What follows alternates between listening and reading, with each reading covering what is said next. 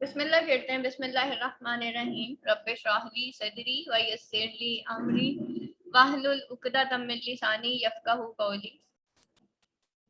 अच्छा जी, कल हमने पढ़ा था what is metaphysical poetry and what is metaphysics. आज हम पढ़ेंगे व्हाट इज कंसीट। कंसीट क्या होता है?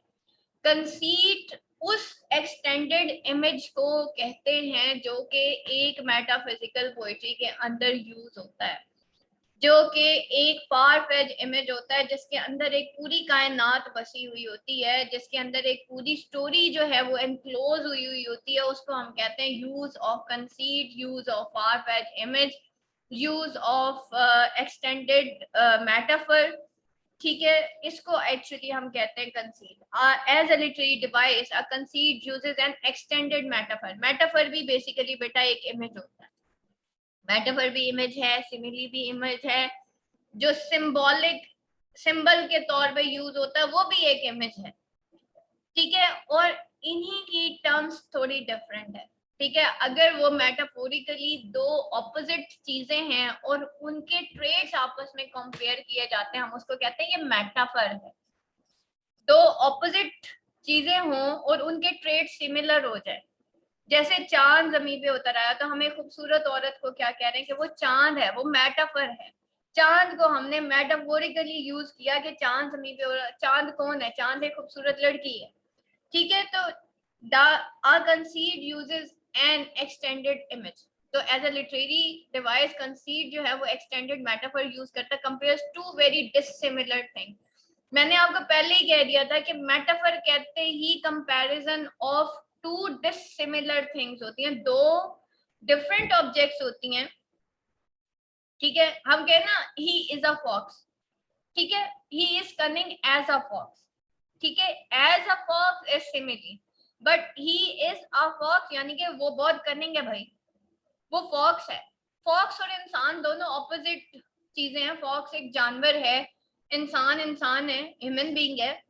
तो लेकिन हम क्या कर रहे हैं, उन दोनों के दो डिसिमिलर ऑब्जेक्ट्स के ट्रेड्स हमने सेम कर दिए। चांद खूबसूरत है, लड़की खूबसूरत है, चांद जमीन पे उतर आया। ठीक है, हम क्या कर रहे हैं, दो ऑपोजिट चीजें हैं, एक एनिमेटेड है एक इनएनिमेट है, हम दोनों को कंपेयर कर रहे हैं लेकिन उसकी खूबसूरती जो है वो सेम होगी, यानी कि उसका जो ट्रेट है, उसकी जो क्वालिटी है वो सेम होगी। हम ये कहते हैं कि दैट इज द मेटाफर। ठीक है, तो same is the case with the conceit. Conceit में भी दो डिसिमिलर थिंग्स जो है वो कंपेयर होती हैं, often elaborate and controls a large section of a poem और द एंटायर पोएम। और ऑफन ये एलिब्रेट करती है और कंट्रोल करती है एक large section of a poem या फिर एंटायर पोएम को। यूनिक है, ingenious and can present striking juxtaposition and comparison of other like thing. Unique है, इंजीनियस है और वो प्रेजेंट करती है स्ट्राइकिंग जक्सटापोजिशन, एक स्ट्राइकिंग जक्सटापोजिशन और कंपैरिजन ऑफ अनलाइक थिंग। ठीक है, क्या जक्सटापोज करना, दो ऑपोजिट चीजों को आमने सामने रख देना। ठीक है, दो ऑपोजिट चीजों को आमने सामने, लाइट एंड डार्क को आमने सामने मैंने रख दिया, मैंने इन दोनों को जक्सटापोज कर दिया। ठीक है, जमीन और आसमान को, जैसे मैंने कहा ना, ए खुदा जब भी तेरा आसमान देखती हूँ उसमें बसा एक नया जहां देखती हूँ, मैंने जमीन और आसमान को आपस में जक्सटापोज कर दिया।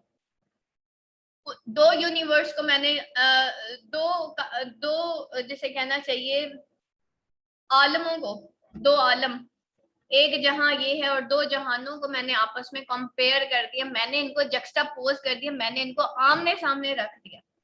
And comparison of unlike thing, या फिर वो कंपैरिजन है अनलाइक थिंग्स का।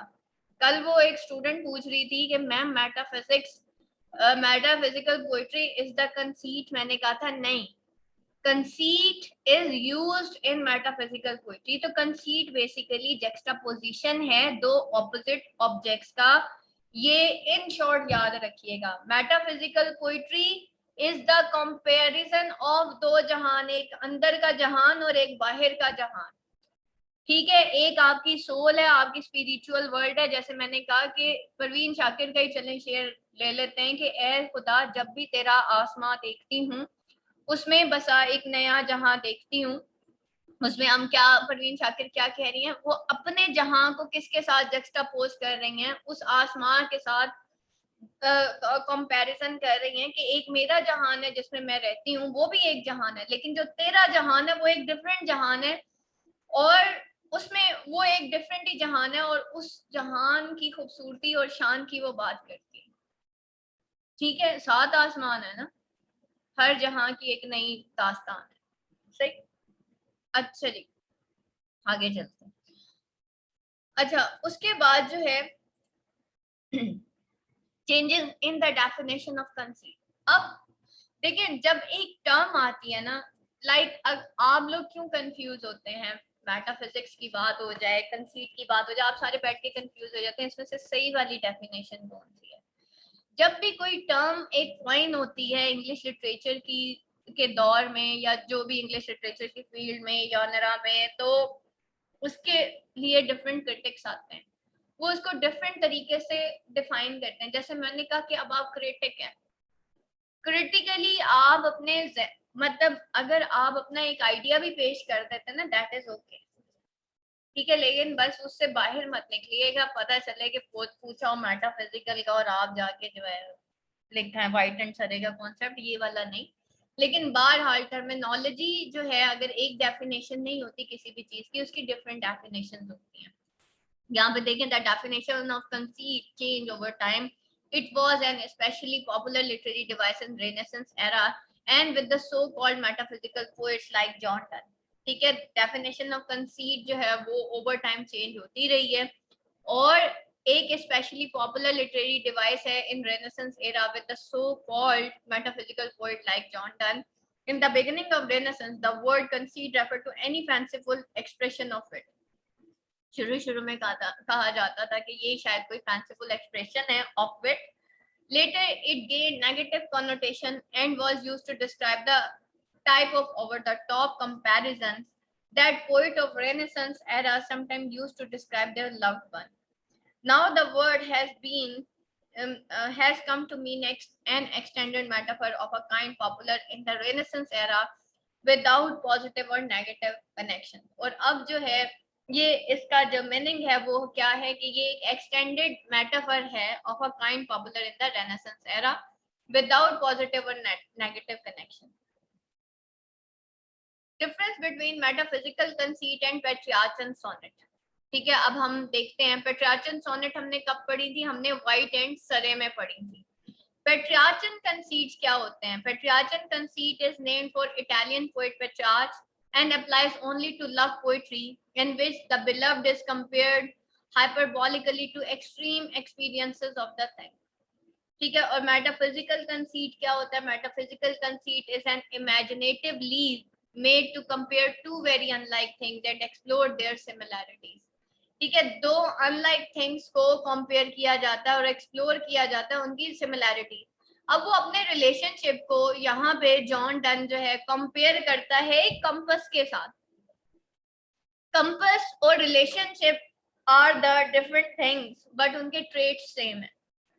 ठीक है, तो अब वो उनकी सिमिलैरिटीज को एक्सप्लोर करता है, उनके ट्रेट्स को एक्सप्लोर करता है।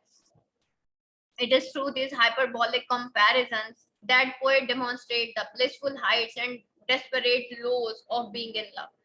और ये hyperbolic कहते हैं exaggeration को। ठीक है, exaggerate करना, मुबालगा आराई करना। पेट्रार्चन सोनेट्स के अंदर पेट्रार्चन कंसीट में क्या होता है? It is through this hyperbolic comparison के पोएट डेमोन्स्ट्रेट करता है ब्लिसफुल हाइट्स और desperate lows of being in love.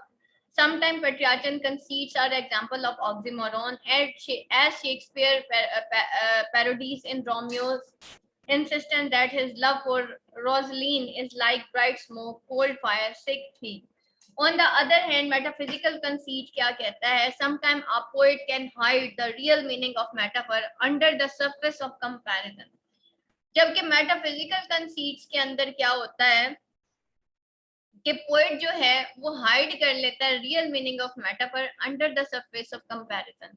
जबकि while at other time a poet might choose to literalize a metaphor and explore what it would be like if the metaphor were realistic।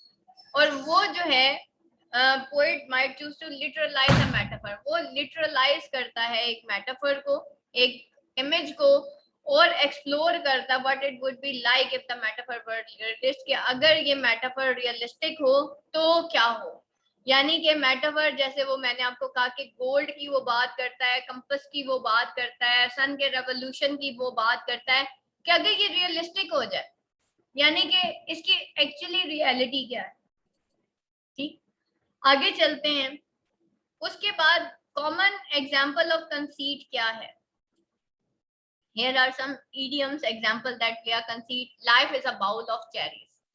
अब यहाँ पे देखें life को क्या कहा जा रहा है, बाउल ऑफ चेरीज कहा जा रहा है। Life is a different thing and cherries are a different thing. हम ये भी कहते हैं life is not a bed of roses, that is a conceit. Dead as a doornail, sorry, the apple of discord, fit as a fiddle, steal someone's thunder, spill the beans.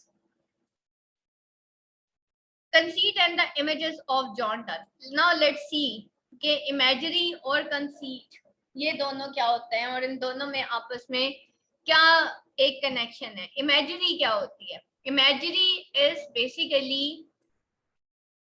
through the images, ठीक है, एक imagery create की जाती है। Like रात की imagery create की जाती है, दिन की एक सीजन की इमेजरी क्रिएट की जाती है। तो हम कहते हैं कि ये एक इमेजरी, आप ऐसे समझे, थ्रू इमेजेस एक सिचुएशन क्रिएट की जाती है। Imagery of sun, sorry day, imagery of night, imagery of जैसे कहेंगे हम गम है या प्लेजर है या जो भी, उसके लिए जो इमेजेस यूज करके जो एक सिचुएशन क्रिएट की जाती है हम उसको इमेजरी कहते हैं। अच्छा, यहाँ पे देखिए, one of the stock devices used by poet is imagery. Images, इसमें यूज ऑफ इमेजेस होता है। इन शॉर्ट अगर मैं आपसे इमेजरी की बात करूं तो that is basically the images, use of images. ठीक है, तो और उसको इमेज किस तरीके से सिंबॉलिकली यूज किए जाते हैं। Images which are just in natural are employed by all poets. For example, comparing the cheeks of beloved to a rose is an image, कि कंपेयर किया जाता है beloved के चीक को टू अ रोज, ये अब एक इमेज है। कंसीट क्या होता है? Conceits emphasize the degree of heterogeneity. ठीक है, हेट्रो मीन ऑपोजिट, डिफरेंट, और हेट्रोजेनिटी जो है वो इसमें जो है एम्फसाइज किया जाता है। The strong element of unlikeness and the violence और strain use in bringing together dissimilar object. दो डिसिमिलर ऑब्जेक्ट को कंपेयर एंड कंट्रास्ट करना, हम इसको कहते हैं कि जनाब ये जो है conceit, use of conceit है। Comparing the cheeks of lover to a rose because they have lost their color and are bleeding from thorns and the consequent gloom is a conceit. अब यहाँ पे देखें, comparing the cheeks of the lover to the rose, क्योंकि because they have lost their color and bleeding from thorns। अब यहाँ पे क्या है कि cheeks of the lover को एक रोज के साथ कंपेयर किया जा रहा है। ठीक है, यानी कि अगर उसकी बिलव्ड के चीक्स जो है वो भी पिंक है तो रोज भी पिंक है या रेड है या सो ऑन। और फिर क्या है, are bleeding from thorns and the consequent gloom is conceit. ठीक है, और ब्लीडिंग फ्रॉम थॉर्न्स हो और कॉन्सिक्वेंट ग्लूम हो। ब्लीडिंग फ्रॉम थॉर्न्स जो है वो बेसिकली किस मेटाफिजिकल कॉन्सेप्ट के साथ कंपेयर किया जा रहा है? द कॉन्सिक्वेंट ग्लूम को, गम को कंपेयर किया जा रहा है। ये भी अब एक कंसीट है। नेचर ऑफ डन्स कंसीट्स देख लेते हैं। Donne's conceits are metaphysical. अब डन के कंसीट्स कैसे होते थे? वो मेटाफिजिकल होते थे। ठीक है, they are taken from extended world of knowledge, from science, astrology, astronomy, scholastic philosophy, fine arts, etc. They are scholarly and learned conceit and much too far-fetched and obscure. Moreover, they are elaborate. The well-known conceit of the two lover being compared to a pair of compasses where one leg remains fixed at the center and other rotates is an elaborate and extended conceit. कल आपको मैंने compass की diagram बना के दिखाई थी कि compass की जो फुट होता है उसका वो फिक्स्ड होता है और दूसरी साइड से जो एक उसकी डायरेक्शन जो नीडल मूव कर रही होती है, जैसे घड़ी का एक फुट जो है वो फिक्स्ड होता है और दूसरा फुट जो है वो मूव कर रहा होता है, दरमियान से घड़ी जुड़ी हुई होती है। ठीक है, तो वो इसी तरीके से कंपास का भी फुट ऐसा ही होता है। ठीक है, एक फुट उसका, एक जो फुट होता है उसका वो फिक्स्ड होता है और दूसरा फुट उसका रोटेट कर रहा होता है। तो वो क्या है, leg remain fix at the centre and other rotate and elaborated extended. दूसरा जो है वो रोटेट कर रहा होता है। Similarly, the comparison of the flea to a bridal bed or a marriage temple is another example of an elaborate conceit. ये भी कल मैंने आपको बताया था कि फ्ली जो है वो भी ब्राइडल बेड से चिपकी हुई होती है, और a marriage temple is another, कि वो फ्ली जो है चाहे वो बेड जो है वो टेम्पल बन जाए या वो बेड ऑफ रोजेस हो, गम हो या खुशी हो। Basically bridal bed is the happiness and marriage temple is basically the गम के मरने के बाद भी वो जी उठते हैं। वो वाला कॉन्सेप्ट यहाँ पे दिखाया गया है कि वो जो फ्ली है फिर भी चिपकी रहती है उस बिस्तर के साथ। तो is an example of an bed basically is the life. ठीक है। In the sun rising, the beloved bed is universe and the walls are the sphere। और sun rising में bed, beloved bed जो है वो universe है और walls जो है वो उसका sphere है। ठीक है, कि कुल कायनात ही उनके लिए वो रूम है, वो उनका घर है। टेंशन और मैग्नेटिक फोर्स, ठीक है, there is a sort of tension or magnetic force holding together the apparently dissimilar objects in a conceit। ठीक है, दो ऑपोजिट ऑब्जेक्ट्स को साथ रखा जाता है। This tension hold the two together while keeping their identity separate. This violent joking together is done by the metaphysical element. ये violent joking जो है, जैसे योग किसे कहते हैं, अंडे को फेंट देना, सफेदी और जर्दी को योग कर देना, फेंट देना। तो वो कहता है कि ये दो ऑपोजिट जो इमेजेस होते हैं इनको आपस में योग टुगेदर करना, इसको हम कंसीट कहते हैं। Next, done conceit is not a decoration. Done conceit is not a decoration, a piece of superimposed machinery or setting, but an organic part of poetic process. While the Elizabethan conceit is traditional and ornamental, the metaphysical conceit is basic and structural. It is a part of the process of amplification and argument. It plays a vital role in proving the thesis of poet. The separation of the husband and wife in a valediction forbidding mourning is like the movement of one leg of compass while the other leg is fixed at the center। ठीक है, separation of husband और wife in a validation forbidding mourning क्या है, वो भी ऐसे ही है। The moment of one leg of compass while the other leg is fixed, दूसरी लेग फिक्स्ड है सेंटर से। The drying of the circle to the indicating journey of poet of a foreign country and the stay of his wife at London like the fixed side of compass is basic to the theme of the poem। और जिस तरीके से उसने poet के journey को draw किया है कि जैसे मैंने कहा ना, ओवरसीज पाकिस्तानीज होते हैं, उनकी बेगमात पाकिस्तान में रह रही होती हैं, खुद वो बाहर होते हैं। तो that is the same situation कि वो अपनी रिलेशनशिप को इसी तरह से बयान करता है। The rotation side of the compass must return to the base to join the other side ultimately, and as such there is no need to mourn। Mixture of thought and feeling देखते हैं। Donne blends thought and feeling in its conceit to achieve the unification of sensibility। The situation is emotional, its treatment and description are wholly intellectual।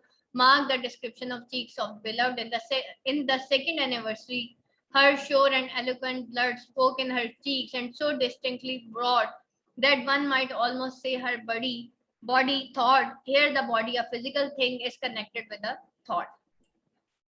Sources of his conceits, and he sought conceit from the rich and varied experience of his own life and the widening horizons of knowledge and the world around him। ठीक है, उसके जो source है conceit का वो क्या है, rich और वैलिड